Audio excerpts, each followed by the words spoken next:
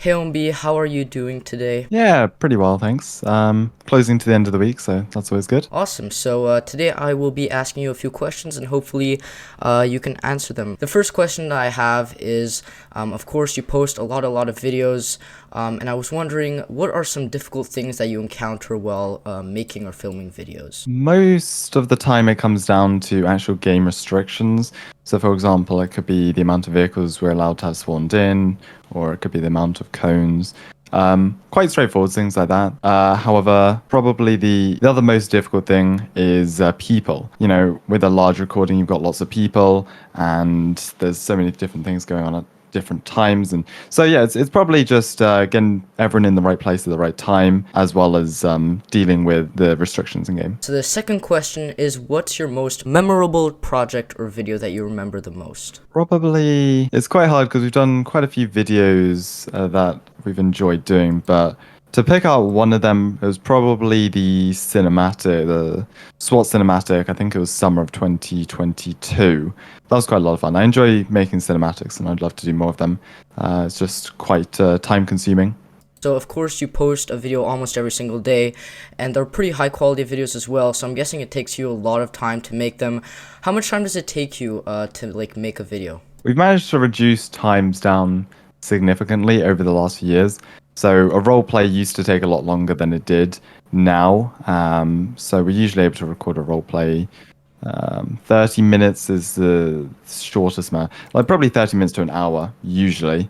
And then editing is around another 30 or so minutes, mainly since the role play is actually so long itself. But yeah, ideally it's all under 2 hour process. All right. So the next question is, if you didn't play Roblox or ELC, what do you think you would be doing right now? Um, in terms of gaming, at least, I would most likely just be sticking to Steam games, because that is why I actually started. Actually, no, I didn't start playing Steam before Roblox, but yeah, I started playing a lot of Steam games before I played UFC, so most likely sticking to those. And if I wasn't doing YouTube, then I've no clue what I'd be doing in real life, at least, or outside of gaming.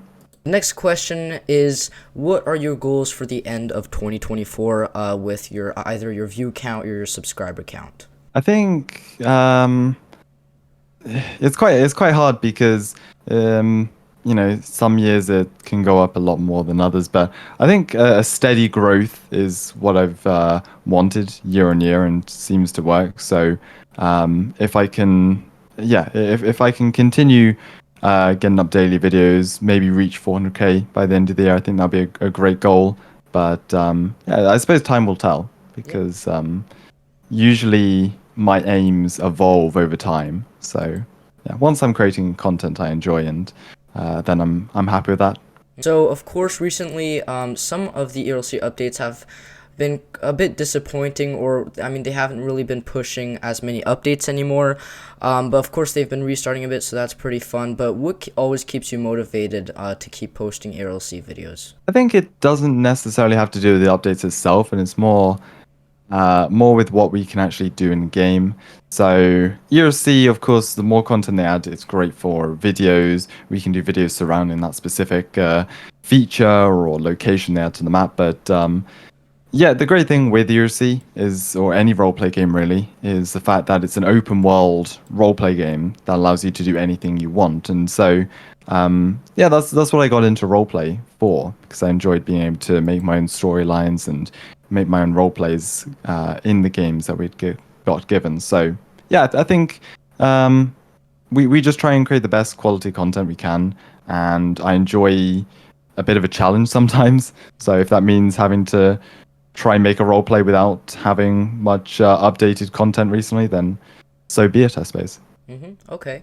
Um, So a lot of people, I think like half the people asked if you were going to do some collabs with other ELC content creators, because I think it's been like a pretty long time. So yeah, is there anything planned with other content creators? Oh yeah, for sure. It's been a while since I've done a collaboration with anyone really. So I'd love to get back into them and do them because they are a lot of fun. And yeah, it's always nice to meet up with other YouTubers, see how their recording teams do things, and yeah, do something a bit different. So I do have a lot of plans for this spring and summer to collaborate with a bunch of old creators I used to collaborate with, and also new ones who I've never collaborated with before. So yeah, for sure. All right, so you are normally referred to as probably the best YouTuber at like doing realistic role plays. So, what advice would you have for someone trying to make better roleplay videos? I think for a roleplay video at least, a lot of people ask for inspiration, and I think the best place to get inspiration is from real life TV shows, movies, or even just what people are doing in roleplay servers. A lot of the time, I get inspiration from the roleplays people are doing in my roleplay server or different servers I join in. So yeah, there's a bunch of places you can get inspiration from, and I think once you've got the inspiration and you've got a good idea, it's quite easy to build upon that if you know what you're doing. So yeah, I think get a good base for your roleplay. Know what you're doing. Plan it out. Doesn't have to be word for word, but once you plan out the general idea of what's going to happen in the roleplay, or not, you could just go into it with little to no plan and see how that goes. But yeah, I think once you've got a good idea, then yeah, just having a bit of experience with role playing. I honestly find role playing quite easy. I've never really had any training in departments or anything, but I just pick things up as I've gone along. So immersing yourself in role play servers is probably my best advice. All right, so the ELC community is a very, very big place with a lot of different kinds of people. So could you tell me what your favorite thing is about ELC and its community? Probably, it's hard because I used to say the people in general, but that's a very general answer. So I think nowadays it's probably the creativity. Like there's hundreds upon hundreds of liveries I see get accepted and shared.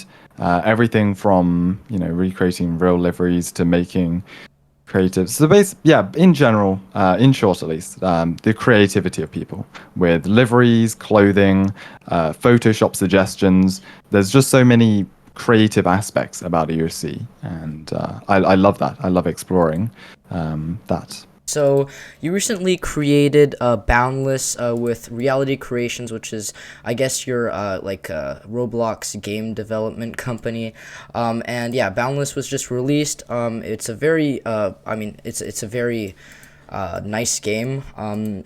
What are your plans with Boundless and Reality Creations, and what are your main goals with that roleplay game? Yeah, so we've got a lot of plans with it, honestly, and right now it is simply in heavy development, and we're just trying to work on all of these ideas we've had. And over the last few years, I've been wanting to make a roleplay game, and so I've been noting down ideas. I've been gathering thoughts, gathering feedback from the players and viewers of my videos.